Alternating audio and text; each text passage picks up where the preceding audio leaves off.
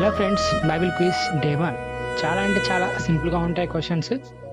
ఒకవేళ మీకు తెలిస్తే కామెంట్ బాక్స్లో తెలియజేయండి. మీరు ఇన్స్టాగ్రామ్లో చూస్తున్నట్లయితే ఫాలో చేయండి, లేదా యూట్యూబ్లో చూస్తున్నట్లయితే సబ్స్క్రైబ్ చేయండి.